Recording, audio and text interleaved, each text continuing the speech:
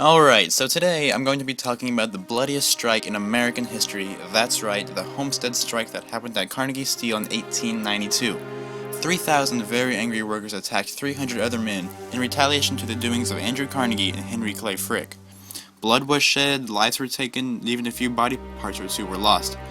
All because a man wanted to increase his profits to make a little bit more than his already multi-million-dollar income. So let's talk about Andrew Carnegie, the owner of the company. Like most people, he was a child before he was an adult.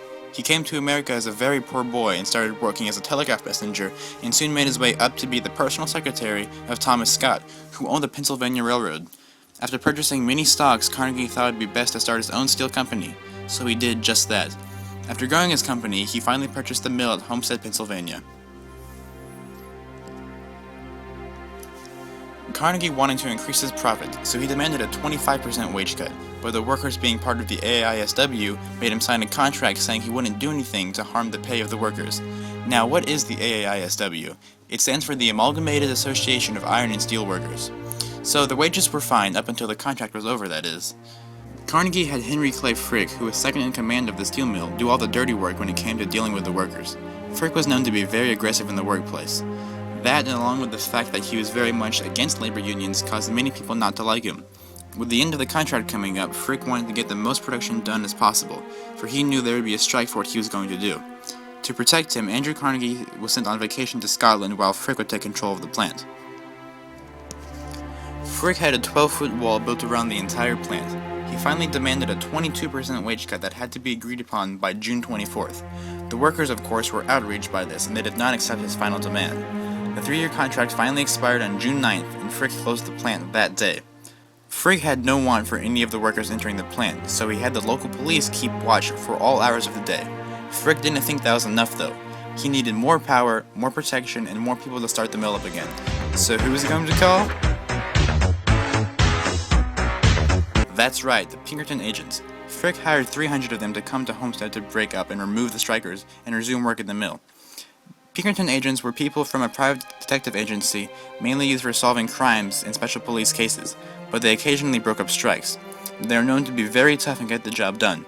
Once the workers got word of this new employment, they knew something had to be done. The workers had lookouts from every edge of the city, waiting for their arrival. Upon hearing word, they finally caught the sight of them on the night of July 5th. The agents were coming up the Monongahela River, making their new way in town in 2 armored scows. The main leaders of the union tried to keep all the strikers calm, but it was of no use. They quickly surrounded the entire mill and rushed toward the edge of the river. The first shot fired was a direct hit to the Pinkerton leader, dropping him dead in front of all of his men. That morale boost was a big help for the strikers, along with the fact that there were 3,000 of them and only 300 of the agents. They raided the scows as soon as they docked, firing cannons and throwing sticks of dynamite. The battle lasted for almost 24 hours. The strikers finally offered them a safe passage to a local skating rink, but this of course was a lie. Well, the safe passage part at least. As soon as the agents were out, the strikers attacked them using things such as stones all the way to umbrellas. One of the men actually had his eyeball stabbed right out. They were taken to a skating rink, and by the end of it all, 14 men had died and 63 were seriously injured. After keeping them locked in the rink overnight, the workers had finally sent all the remaining Pinkerton agents on a train to Pittsburgh in the morning. With the agents gone, the strikers were basically left in control of the mill. News quickly got to the president, and he had ordered Robert Patterson, the governor of Pennsylvania, to send in 8,000 troops from the National Guard to restore order in the now corrupted city. Shortly after their arrival, they had cleared out all of the remaining workers and citizens from the mill, but there were still many strikers elsewhere in the city, though they were much less violent. There was a dry period where tensions were high but violence was at a low. The only real violence that occurred during that period was when one of the strikers tried to assassinate Frick, but failed doing so. As time went on, the strikers were evacuated and Frick was back in control of the mill. The entire workforce consisted of completely new workers who had taken the pay of what Carnegie was asking for before the whole event had happened.